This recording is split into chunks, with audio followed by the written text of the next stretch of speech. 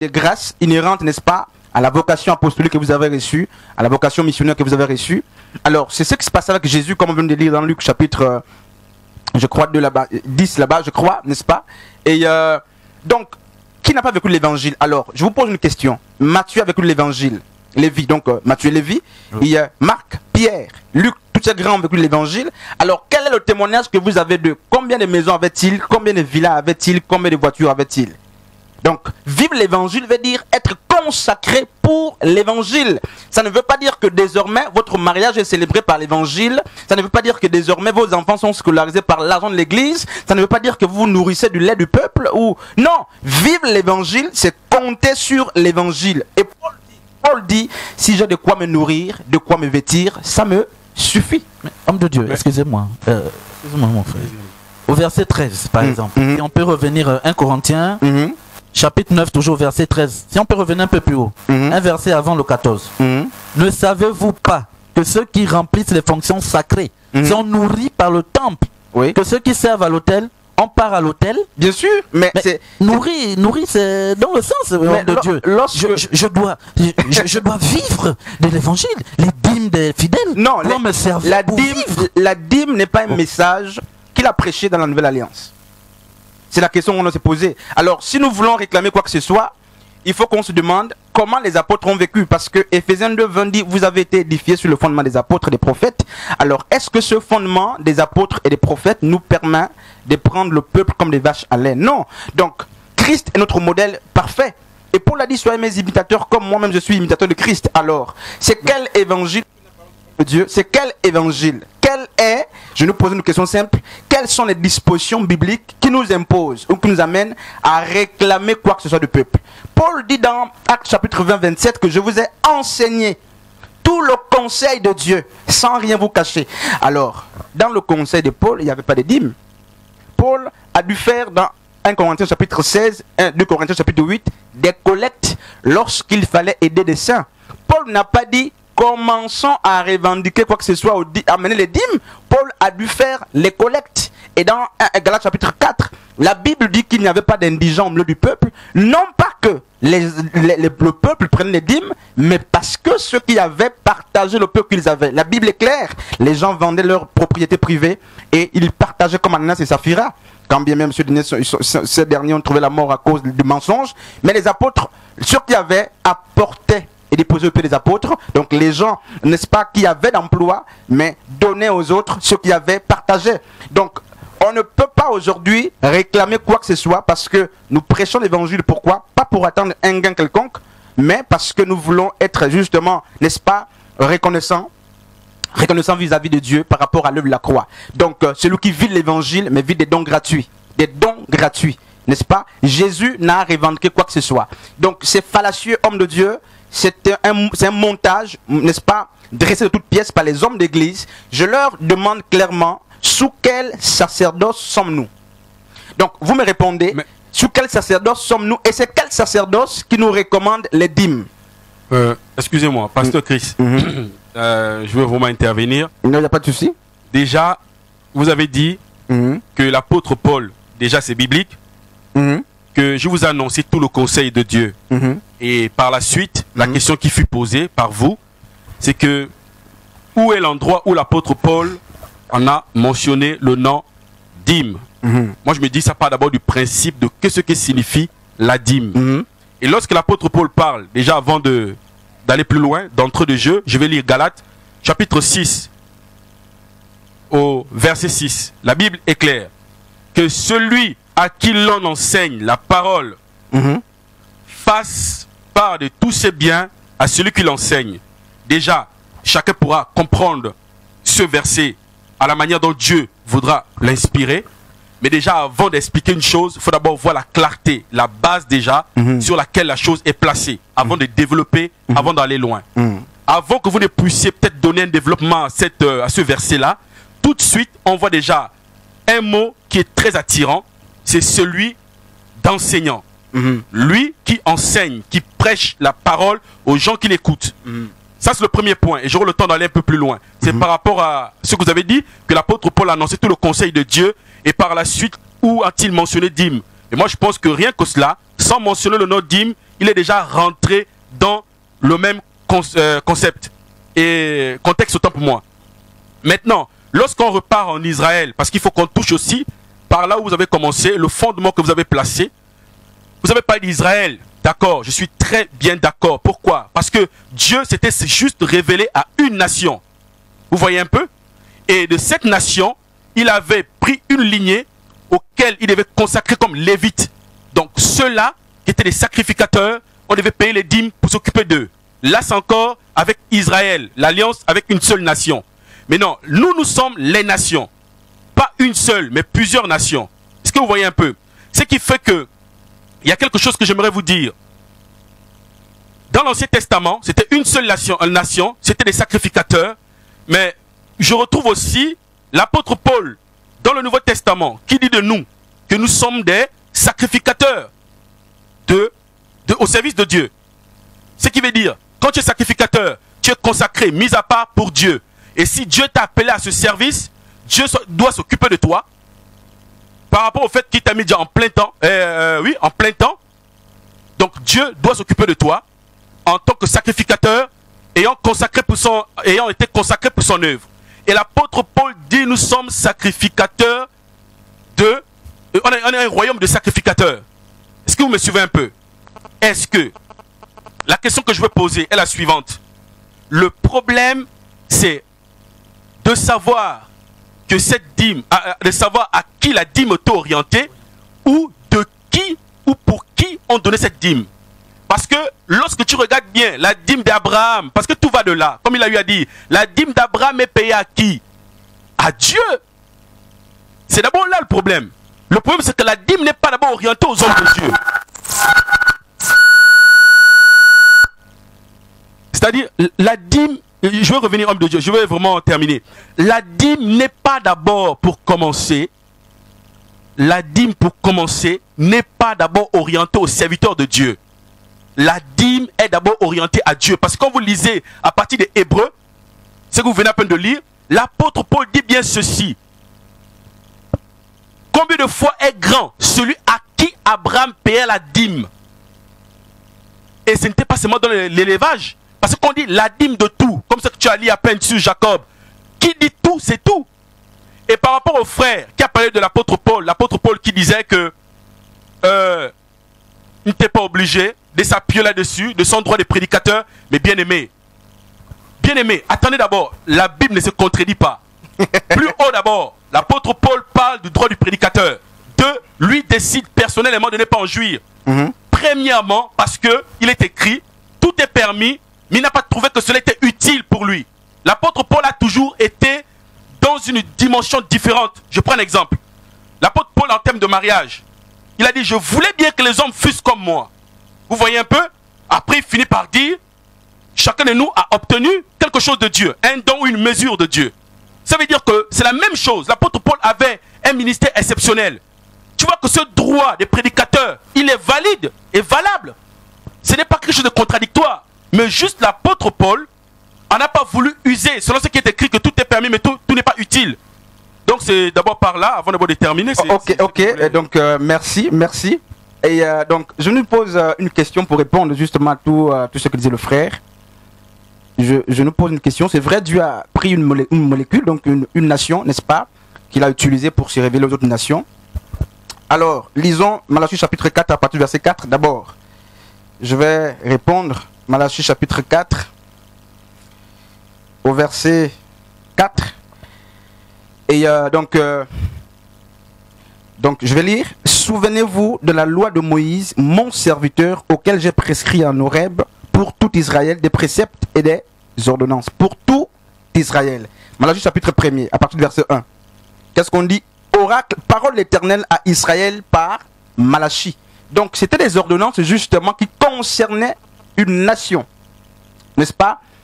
Et allons-y lire Colossiens aussi 2. C'est un texte qui me vient. Colossiens chapitre 2.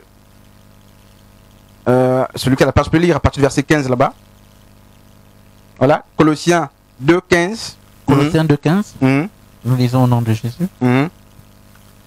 Il a dépouillé les dominations et les autorités et les a livrées publiquement en spectacle en triomphant d'elle par la croix.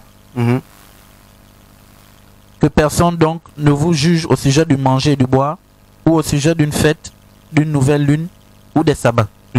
C'était l'ombre des choses à venir, mais le corps est en Christ. Le corps est en Christ. Allons-y lire également, n'est-ce pas, Hébreux chapitre 10e. Je ne sais pas si quelqu'un a la page. On va lire Hébreux 10. Et à partir du verset 1er, je peux lire ici. En effet, la loi qui possède une ombre des biens à venir et non l'exacte représentation des choses ne peut jamais par elle-même, n'est-ce pas, par les mêmes sacrifices qu'on offre perpétuels chaque année amener à l'assistance, n'est-ce pas, de perfection. Donc le passage qui m'intéressait, c'est le premier verset, donc au départ. En effet, la loi qui possède une ombre des biens à venir. Donc la loi n'a jamais été l'exact message. La loi était une préfiguration, n'est-ce pas? Et la loi cachait donc la grâce, et la grâce révèle la loi. C'est pourquoi je nous disais, n'est-ce pas, en amont, que lorsque Paul dit à Timothée, n'est-ce pas, enseigne ces anciens, ces hommes à observer les Écritures, l'apôtre Paul ne parlait pas des épîtres. J'aime le dire, parce que les épîtres n'existaient pas à cette époque. L'apôtre Paul dit, mais observe le Tanakh. Et c'est ce que je dis au départ, acte 17, 11, les chrétiens de Béret ne lisaient pas l'apôtre Paul pour vérifier si ce que l'apôtre Paul disait était conforme. Ils lisaient les Écritures, donc le Tanakh. C'est ce que beaucoup ne comprennent pas. Alors, vous parlez d'un droit. Je vous ai cité Matthieu chapitre 18. Ésaïe 58 qui dit, venez, n'est-ce pas, puiser gratuitement, venez au puits prendre, n'est-ce pas, sans rien payer, ni sans donner l'argent, ni or, tout ça. Alors, Éphésiens 2:20 dit, vous avez été édifiés sur le fondement des apôtres et des prophètes, Christ étant la pierre angulaire. Je nous pose une question très simple. Une question simple, on répond à la question et puis on avance. Sous quel sacerdoce sommes-nous? Parce que dans 1 Pierre 2:9, la Bible dit, l'apôtre Pierre dit, nous sommes. Parce que au temps de la loi de Moïse, tout le monde n'était pas sacrificateur. Au temps de la loi de Moïse, les sacrificateurs, n'est-ce pas, étaient donc des Lévites. Et ceux qui s'occupaient et occupaient des sacrifices étaient la descendance d'Aaron. Et Aaron était le seul souverain sacrificateur. Lorsqu'Aaron est mort, on a choisi son fils. Ainsi de suite. Donc la sacrificature appartenait à une seule famille. Et c'est le sacerdoce lévitique. Et Malachie 4:4 dit, n'est-ce pas, plutôt Hébreux 7:5 dit, ceux des fils de Lévi qui d'après la loi de Moïse avaient l'ordre n'est-ce pas, de prendre la dîme de frères. Donc c'est la loi de Moïse, le Tanakh. Je dis toujours que la loi de Moïse, n'est-ce pas, donc qui est représentée par 613 ordonnances, c'est dans cette loi de Moïse, dans les 613 ordonnances de Moïse, qu'apparaît la dîme, qu'apparaît l'offrande d'expiation, qu'apparaît l'offrande de culpabilité, n'est-ce pas? Et toutes ces offrandes sont, n'est-ce pas, cultuaires, cérémonielles, donc attachées à l'exercice du culte. Et y compris la dîme. Je nous ai posé une question.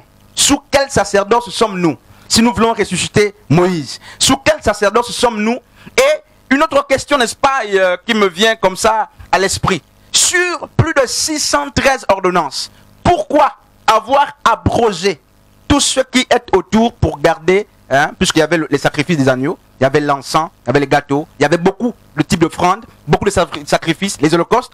Pourquoi subtilement toutes ces choses ont disparu et nous avons, n'est-ce pas, malicieusement gardé les dîmes? Donc il y a un problème. Et je nous pose une autre question, c'est quelle dîme qui est payée? Parce que Melchisedec, qu'on a cité, que le frère a cité, n'est-ce pas, dans Genèse chapitre 14 et dans Hébreux chapitre 7, la Bible dit Melchisedec n'avait ni part, ni commencement de vie, ni fin de jour. En fait, c'est Dieu qui s'était incarné. Et je nous pose une autre question, parce que dans Genèse chapitre 13, 2, Abraham était riche. Alors, pourquoi a-t-il attendu être béni avant de donner, non pas ses biens, mais de donner le butin, les biens qui ne lui appartenaient pas? Pourquoi Abraham n'a pas pris ce principe pour le rendre perpétuel dans sa famille? Il n'a pas appris ça à Isaac, n'est-ce pas? C'était des actions ponctuelles. Et c'est Moïse qui, n'est-ce pas, c'est avec Moïse que, n'est-ce pas, la dîme devient légale. Alors, je ne refuse pas le droit qui est attaché au service inhérent que nous rendons, donc au service sacerdotal. Mais ce droit, c'est lequel? Ce n'est pas la dîme. Malheureusement. Homme de Dieu. Ce droit, excuse-moi mon frère, ce droit, ce n'est pas la dîme. Sinon, on devait bien le mentionner. Et homme de Dieu, je précise encore, avez-vous une seule référence qui montre que la dîme était payée par exemple en argent? Et sinon, pourquoi la dîme n'était pas payée en argent? Avez-vous une seule référence qui montre que la dîme était payée, n'est-ce pas, par des pécheurs? Bien sûr que non. Les seules catégories de personnes, je donne la parole, qui payaient les dîmes, c'était les éleveurs et les agriculteurs. Oui, homme de Dieu, excusez-moi. Vous savez, parfois, quand on a une pensée, et lorsqu'on attend sans la libérer, parfois elle peut s'évaporer. Voilà pourquoi je voulais rapidement prendre la parole. Tout de suite, vous avez parlé des sacrifices, toutes ces choses-là. Pourquoi les sacrifices ne sont plus pris en compte dans la nouvelle alliance et on garde les dîmes? Mais premièrement, la question qui se pose, est-ce que Jésus-Christ, est-ce que les dîmes dans l'Ancien Testament c'était pour le péché? Les sacrifices c'était pour le péché. Les dîmes n'avaient rien à y voir avec le péché. Les dîmes c'était quelque chose qui était consacré aux gens qui étaient mis à part, consacrés pour l'œuvre de Dieu. Donc il y a déjà une différence tout de suite. Et ils sont où? Ces hommes sont où aujourd'hui? Non, les Lévites. Mais justement, ils sont où? Tu te poses pas la question de savoir que quand bien même on change des sacerdoces, il y a toujours dans l'Ancien Testament des sacrificateurs, dans le nouveau sacerdoce des sacrificateurs. Selon l'apôtre Paul dit... Non, attendez, l'apôtre Paul a dit, Dieu a fait de nous un royaume de sacrificateurs. Non, il ne parle pas des pasteurs. Non, attendez. Il ne parle pas des pasteurs. Il parle de qui alors? Il parle des hommes de Dieu. Tous les chrétiens, pas les hommes de Dieu. Non, on va lire le texte. On va lire le texte, mon frère. Allons-y. J'aime l'intervention, n'est-ce pas? J'aime cette intervention. Allons-y, il n'y a pas de souci. 1 Pierre chapitre 2, verset 9. Alors, qui est sacrificateur? Et, donc, parce que sous l'alliance de Moïse, c'est les 11 autres tribus qui apportaient justement leur dîme aux sacrificateurs, donc aux Lévites et tous ceux qui étaient sacrificateurs. Donc, je disais que sous la loi de Moïse, tout le monde n'était pas sacrificateur. N'est-ce pas? C'est les Lévites qui étaient les sacrificateurs. Et tous les Lévites non plus n'étaient les sacrificateurs. Il y avait des classes, n'est-ce pas? Et quand on lit 2 Chroniques chapitre 25, on se rend compte qu'il y avait plus de 25 classes. Alors, lorsque Pierre écrit ici, il dit quoi? Il ne dit pas les pasteurs sont des sacrificateurs. Pierre ne dit pas que les chrétiens sont... non, Pierre dit, voici ce qui est écrit dans 1 Pierre chapitre 2 à partir du verset 9. Il dit quoi? Vous, au contraire, il s'adresse à qui? Vous, au contraire, vous êtes une race élue, un sacerdoce royal, une nation sainte, un peuple acquis, afin que vous annonciez les vertus, n'est-ce pas, de celui qui vous a appelé des ténèbres à son admirable lumière. Allons-y dans Apocalypse chapitre 1 à partir du verset 1 à 6. On va aussi comprendre un autre mystère là-bas, n'est-ce pas? Et on va lire donc Apocalypse chapitre 1 à partir du verset 4. Jean aux 7 églises qui sont en Asie, que la grâce et la paix vous soient données de la part de celui qui est, qui était et qui vient, et de la part, n'est-ce pas, des 7 esprits qui sont devant son trône, et de la part de Jésus-Christ, le témoin fidèle, le premier-né des morts. Donc, n'est-ce pas, le premier-né des morts, pourquoi? Parce que Jésus était la préfiguration de la fête des prémices, n'est-ce pas? C'est pourquoi on dit le premier-né des morts, et, n'est-ce pas, entre ses frères, et à celui qui nous aime, qui nous a délivrés de nos péchés par son sang, et qui a fait de nous, donc de tous les disciples de Christ, un royaume des sacrificateurs pour Dieu, son Père. À lui soit la gloire et la puissance au siècle des siècles. Donc, homme de Dieu, avant de donner la parole, donc, le pasteur est sacrificateur autant que celui qui n'est pas pasteur. Donc, c'est tous les disciples de Christ qui sont sacrificateurs. D'accord. Bon, là, déjà, il y a un problème. Pourquoi? Parce que je n'ai pas directement dit que ça concerne juste les pasteurs. Je t'ai juste dit, sacrificateur là. On a trouvé ça dans l'Ancien Testament. Bien sûr. Sur le nouveau sacerdoce, on trouve sacrificateur. Maintenant, en venant, c'est normal. On est tous des sacrificateurs. Ça, je n'en refuse pas. Mais lorsque l'apôtre Paul dit, faites part de tous vos biens à ceux qui vous enseignent, à qui s'adresse? Bien sûr, à qui s'adresse? Ceux qui donnent leur part là, c'est qui? Alors, qui doit enseigner l'église? Non, attendez, je vous pose la question. Vous avez dit tout le monde est sacrificateur. Bien sûr. Ça dit que ça concerne même ceux qui font part de leurs biens à ceux qui les enseignent. Je ne sais pas si on se fait comprendre. Ça veut dire que l'apôtre Paul, lorsqu'il est assis et quelqu'un enseigne, lui fait part de ses biens. Pardon? Lorsque l'apôtre Paul lui-même est assis et quelqu'un d'autre enseigne, parce que Paul dit quoi? Que faire, frère, quand vous retrouvez les uns? Attends, quand on parle d'enseigner, on parle du ministère qui est rattaché à l'enseignement. On ne parle pas de quelqu'un qui enseigne et puis comme ça je donne. Non, je te comprends parfaitement. Oui. Alors, si un autre enseignant que Paul enseigne, Paul, si on doit appliquer ce qui Matthieu Galates chapitre 6, si un autre enseignant que Paul enseigne, comme Pierre par exemple, Pierre, donc Paul doit faire part de tous ses biens. Exactement. Alors, il n'est pas Dieu, c'est un serviteur de Dieu. C'est ce que je suis en train de faire comprendre. Tous les chrétiens sont sacrificateurs, n'est-ce pas? Et tous les chrétiens, quand même sont sacrificateurs, ne sont pas enseignants. C'est ça la différence qu'il faut faire. Oui. Tous les chrétiens sont sacrificateurs, mais tous les chrétiens ne sont pas enseignants. Et donc, on ne peut pas prendre Galates chapitre 6, n'est-ce pas, pour revendiquer quoi que ce soit, parce que l'évangile que nous annonçons est gratuit. Et je suis en train d'insister, les dons inhérents, les grâces inhérentes à notre fonction sacerdotale ne sont pas des dîmes, parce qu'on n'a pas une seule preuve, un seul exemple qui montre que ce sont des dîmes. On doit assister, comme on a vu dans Matthieu, Actes chapitre plutôt, dans Luc chapitre 18, on a vu ces femmes qui ont assisté Jésus avec leurs biens. Donc avec leur argent, leur temps, leur maison, mais c'est pas les dîmes. Mais homme de Dieu, moi je pense que le problème c'est au niveau de la définition de la dîme. Mais la dîme, on parle de dîme, on parle de dixième. J'en viens, homme de Dieu. Lorsque je prends l'exemple sur Jacob qui a dit, si Dieu fait ceci ou cela pour moi, je lui paierai la dîme de tout. Tout n'exclut rien. Là l'apôtre Paul nous dit que celui à qui on enseigne fait part de tout. Le même mot tout. Non, c'est pas attendez, c'est pas le même tout. C'est pas le même. C'est pas le même. Non. J'ai dit Jacob a dit, oui. Je ferai part, je donnerai la dîme de tout. Est-ce que vous acceptez avec moi que tout n'exclut rien? Non, je ne peux pas accepter parce que répartons au métier de Jacob. Non. Répartons d'abord au métier de Jacob. Allons-y. Homme de Dieu. Allons-y. Quel était le métier de Jacob? Il était, il a fait beaucoup de choses. Il était chez Laban. Voilà. Déjà là-bas, il était berger. Un berger. C'était un berger par excellence. Voilà. Donc, le même, c'est pas le tout qui s'applique justement. Mais à quel moment il le dit? Il le dit quelques heures ou quelques jours avant qu'il ne croise son grand frère. Mais là, il a déjà amassé. Tu ne peux pas prendre Jacob. La question que je vous pose, est-ce que sans t'interrompre, tu ne peux pas prendre Jacob pour modèle de la dîme parce que Jacob agit avant la loi. Non, Jacob n'est pas soumis à une contrainte quelconque. Je n'ai pas parlé de ça. Donc c'est pas un modèle. C'est toi qui n'as pas suivi ce que je dis. J'ai dit, dans la dîme dont Jacob devait donner, il a bien dit, donner la dîme de tout.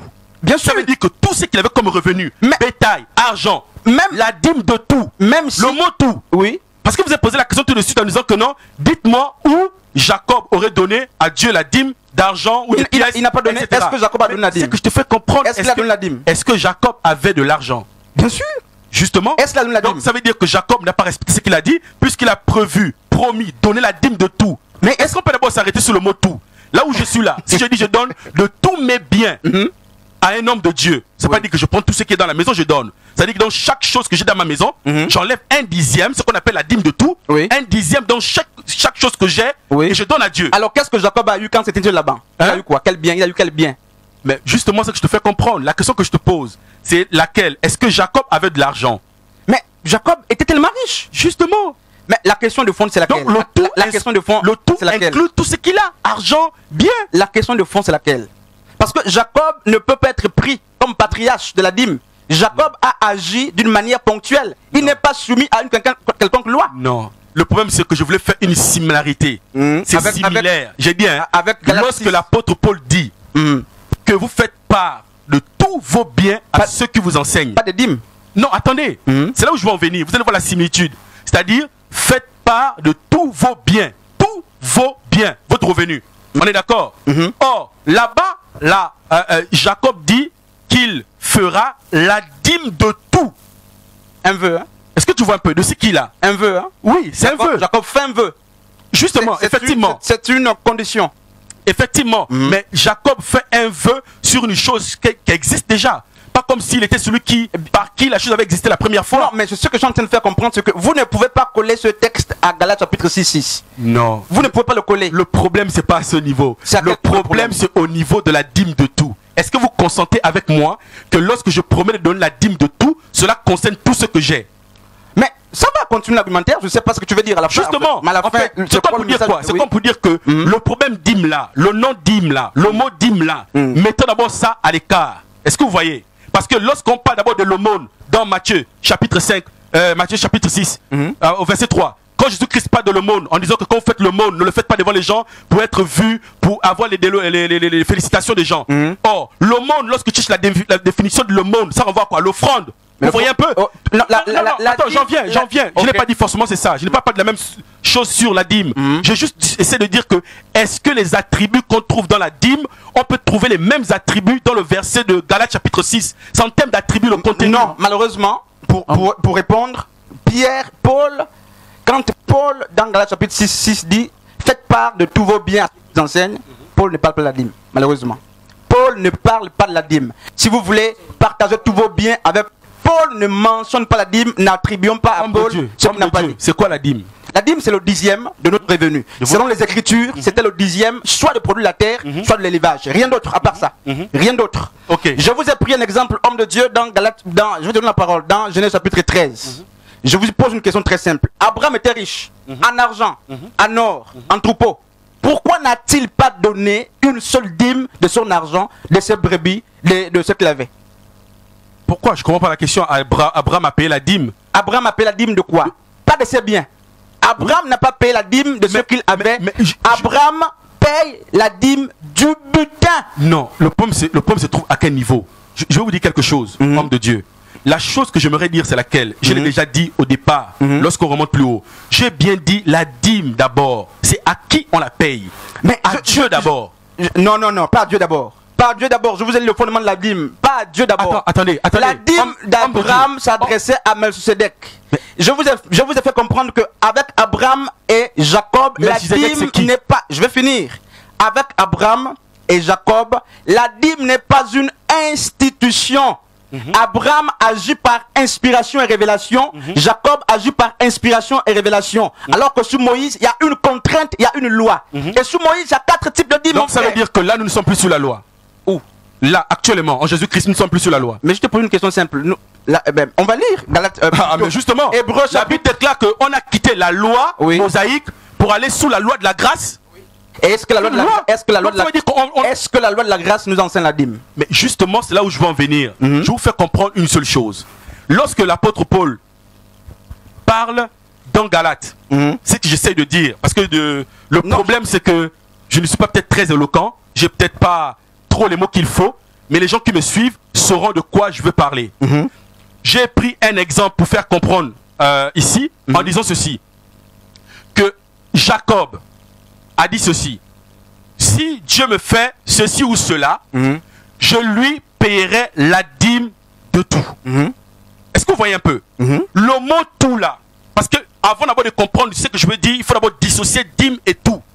Tu peux payer la dîme de ce que tu as, de ce que tu reçois dans un seul domaine, c'est-à-dire dans le travail que tu as. Tu travailles et puis tu as quelque chose, tu le règles, tu règles ta dîme, tu donnes le 10e. Mais là, il va plus loin. Il dit, je lui paierai la dîme de tout. Le tout là inclut tout ce qui fait, tout ce qu'il a à sa possession, en termes de biens. Que ça soit financier, que ça soit, je vais dire quoi, bon, il était berger, donc que ça soit les animaux. En fait, le domaine dans lequel il avait quelque chose où il était béni, il avait promis de faire une dîme. Donne la dîme, oui. Est-ce que vous voyez un peu? Or, lorsqu'on sépare le mot dîme, on garde le mot tout. Dîme de tout. Le tout là, ça renvoie à quoi? Tout ce qu'il a comme bien. C'est d'abord là où je vais m'arrêter.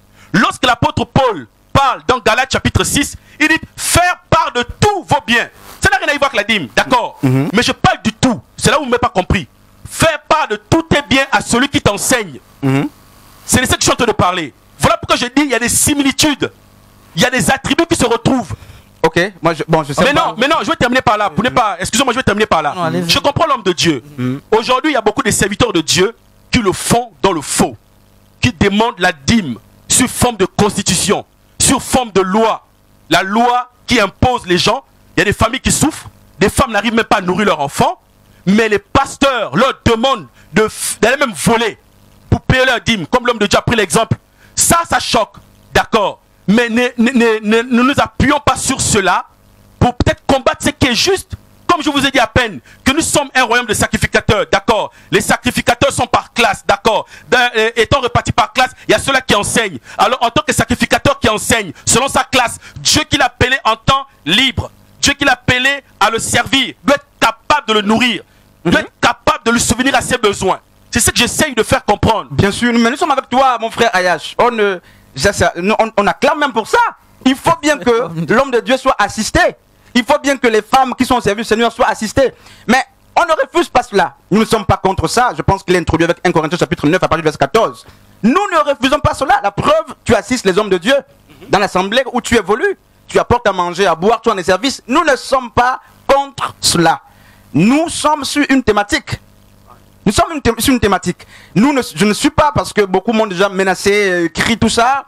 Je ne suis pas contre les chrétiens qui assistent les pasteurs. Vous ne péchez pas en le faisant, malheureusement. Je suis en train de parler de la définition et de l'orientation des dîmes et des offrandes selon les Écritures. Galates ici, c'est clair. Et c'est normal. L'homme de Dieu qui est missionnaire a besoin d'être assisté si besoin est. Si le besoin est, il faut qu'il soit assisté. N'est-ce pas? Mais j'aime dire que l'homme de Dieu n'est pas une priorité.